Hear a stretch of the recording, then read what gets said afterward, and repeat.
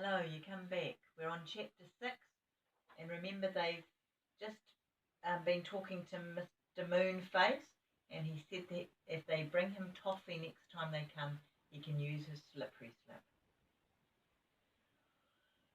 You will need a cushion each.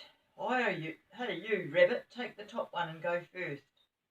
One of the rabbits took an orange cushion and he sat at the top of the slide. He sat down. He looked a little nervous. Go on, hurry up, said Moonface. You don't want to stay all night, do you? And off he went. Joe thought it looked like a lovely thing to do, and he went next. He took a blue cushion. He sat on it at the top of the slide and he pushed off. Down he went on his cushion. His hair was streaming behind him, round and round and round. The tree was tremendously tall, and Joe loved every second.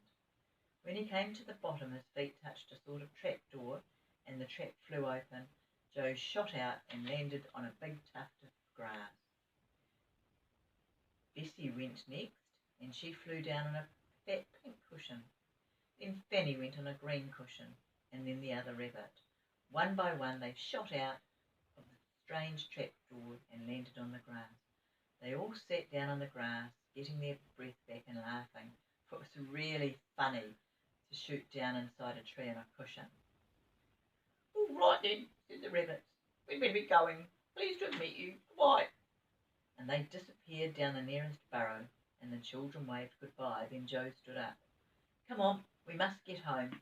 Goodness knows what the time is.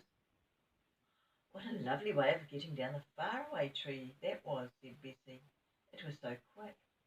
I loved it, said Fanny.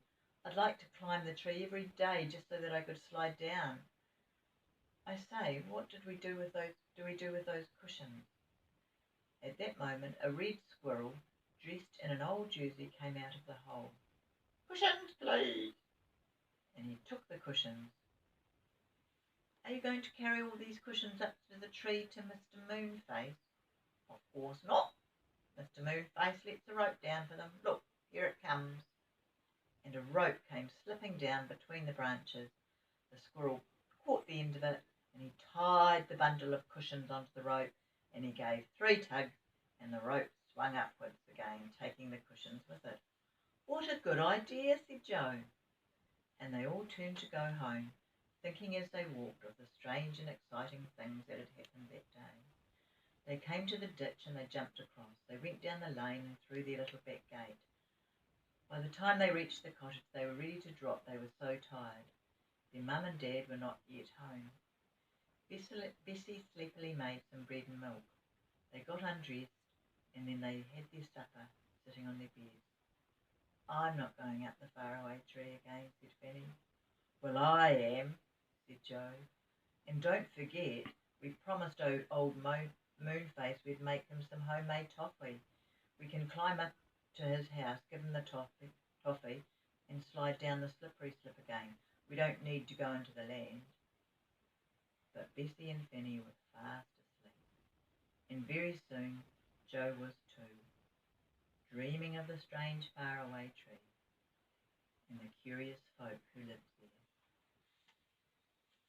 there. That's the end of chapter 6. Ka kite.